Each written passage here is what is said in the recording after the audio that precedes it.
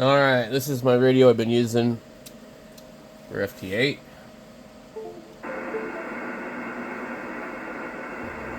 It will not work on upper sideband with the software for some reason, but other people have been able to do that. I just don't really know what the setting is. Let me get into my computer here.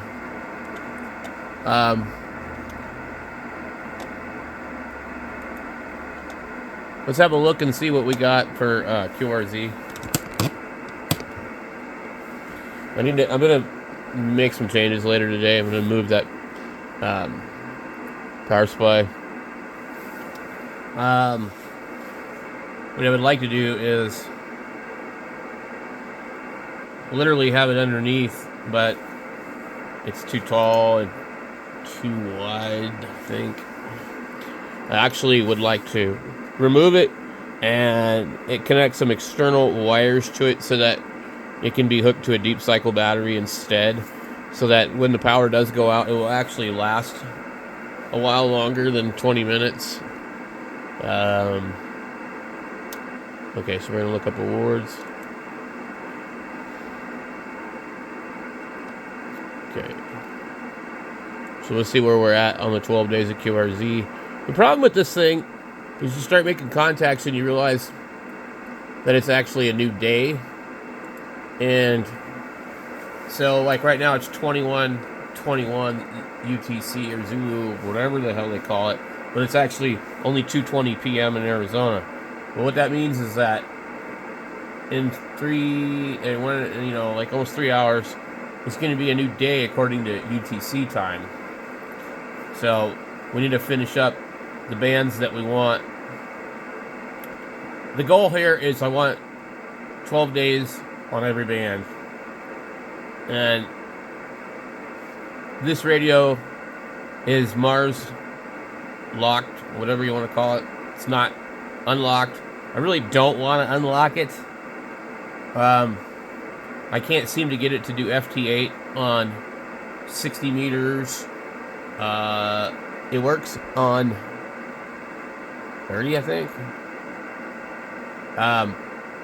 Yeah, because 30 meters is not channelized. It's just data, so they don't really care. It will go on the channel, but as soon as I try and transmit, it causes the radio to shift over to, whatchamacallit, VFO mode. I'm sure there's got to be a way to do it. If I had a signal link, it would be no problem. Like, I would just tell the radio to be stupid and not have any cat control. But the cat control is switching the radio. So anyway,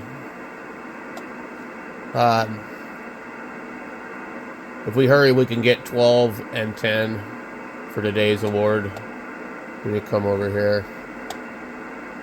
The reason I want to move this power supply is because I can't see what the hell is going on at the bottom of my screen. It's really hard to see. So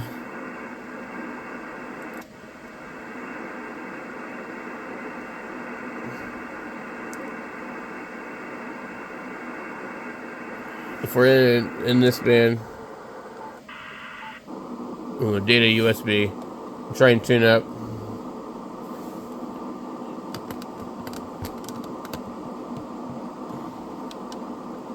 You'll see here in a second. It just flashes. It doesn't work. Okay. But 30 meters works.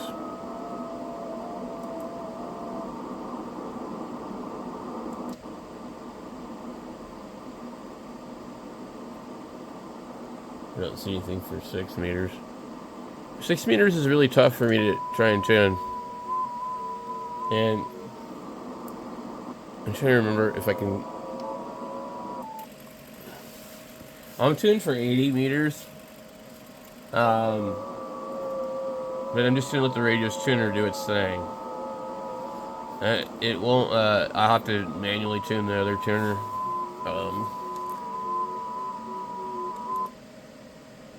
Yeah, we're fine.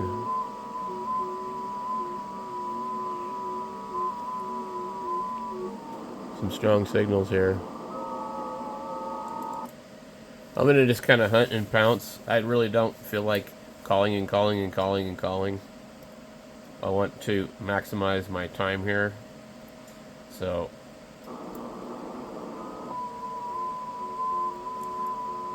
I need to look at where I'm at. So if you're using data mode, your band pass is much narrower. And some people do work outside of the band. That's pretty cool.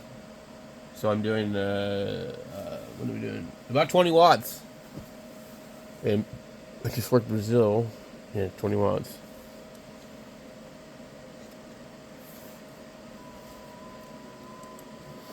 I really like the JTDX software quite a bit. Well, I can't see what I'm doing. Because it puts it on my clipboard. And I go in here and paste my contact and pull them up.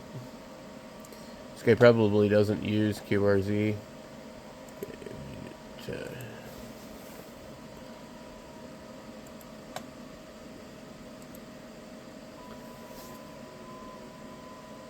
We'll go ahead and request him anyways.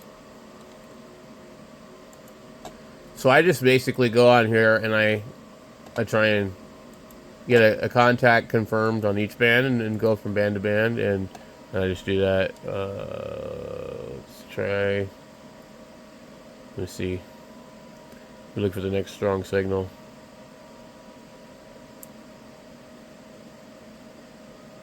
I'm going to try this Dominican Republic. My main thing, I try to get DX first, okay? No offense, I don't need a bunch of stateside contacts, really.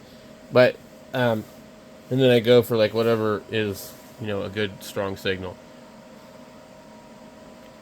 It's just like if I was operating portable. I don't want to make it difficult. So, I try to, just keep it simple, you know? I want successful contacts. I don't want frustrations. See, he is a plus in the plus. So that's like a really good signal. He might be running power too. Who knows? So I won't call him too many times. I'll move on to the next thing. And hopefully can get this band confirmed quickly. So look at that. Awesome, awesome. Okay, we'll go into QRZ, paste, search. He's got lots of pictures on here. Stuff about his station. I love reading people's stations, but I don't always have time because, you know, that's a lot of awards. It's just sometimes you just don't have time. You know, you're getting too many calls. We had a rejected QSO from this guy. We're going to come in and delete. And the thing is, these people, they get upset if you don't give them a 73 reply. Even though they know that you've contacted them. It won't be in their log or something like that. And so it's a problem. This thing's still transmitting, so I'm wondering if... Why am I automatically transmitting? Okay. I wasn't really trying to do this. Let's go over here. Just jump. I don't want to call randomly. And so guys calling CQ Poda. So we're gonna call him. I'm hoping we can get him. He's -6. I don't know where he's at. Let's go see if we can find him. I love parks on the air. We have nothing on the clipboard, which means... Okay, we... Whoa! Is it plus 11? Wow. That's pretty damn good. He must be, like, very close.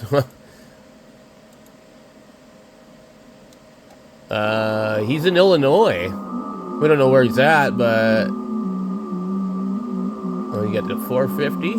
Hey, this kind of looks like my shack here. I see some plywood in the background. This is my kind of person, man. Pretty cool. Anyway, like I said, I get a kick out of going on people's pages and making contacts and stuff like that.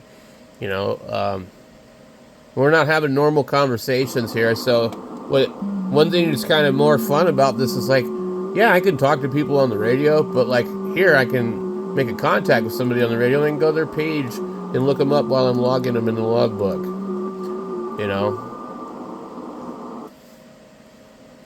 I don't know why this call is in light green here. I don't want this thing to automatically.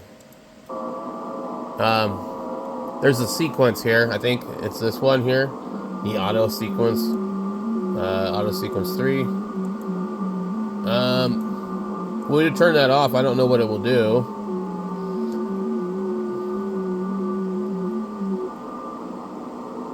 Okay, I don't know why this guy's call sign is any lighter green, but we're gonna call him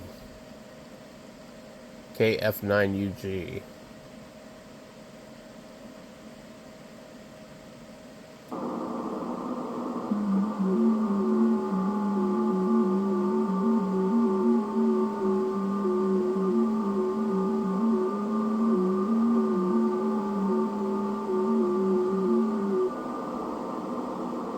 Okay, plus. Why am I getting out so good? This is crazy. I'm only running 40 watts. Okay. Michael Day. You know, I swear that name sounds familiar.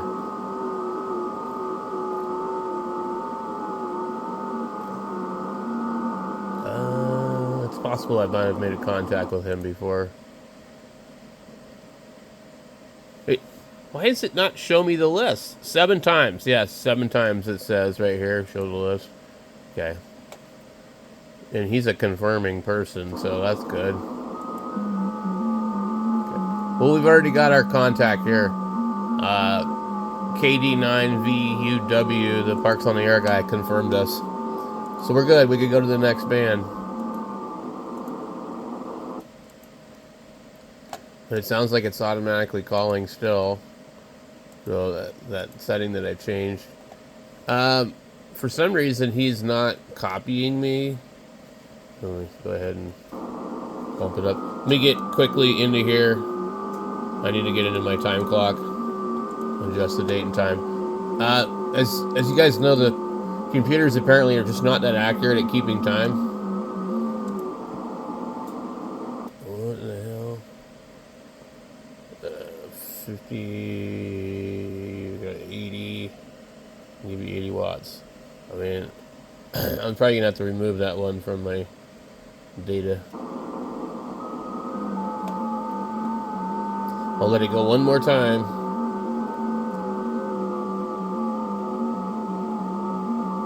I logged it and it never even got. Now, how are you gonna give me a +1 and you can't fucking hear me? That just doesn't make sense, does it? So we're gonna go here. We'll see if he calls one more cycle. And he's not on the same frequency I'm on either. Let's see here. We'll go, let's see that. It put me on 200, but so he's on 188. Which is within the passband. I don't know like what it is, kilohertz, hertz, or whatever the hell. But before it was like something wrong.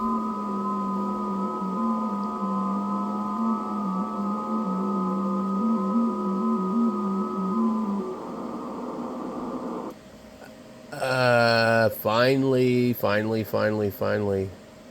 Okay.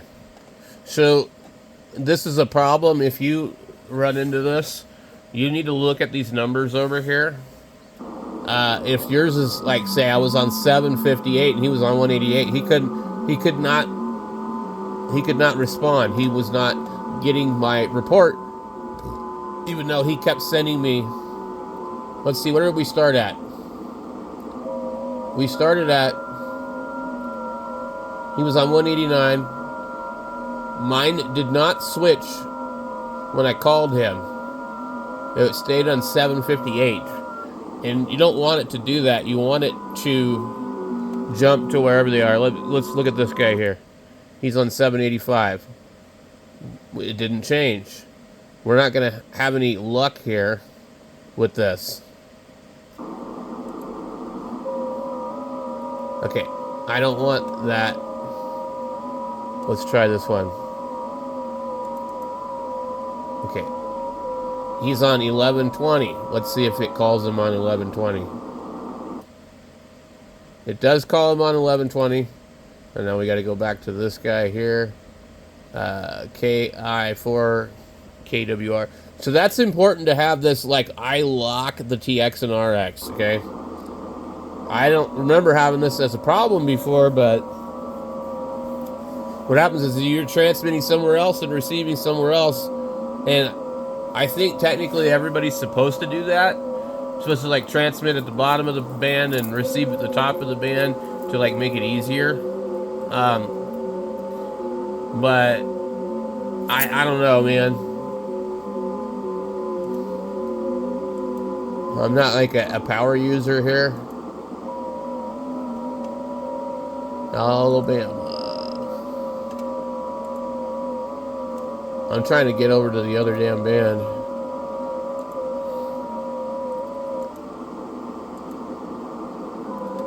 Okay.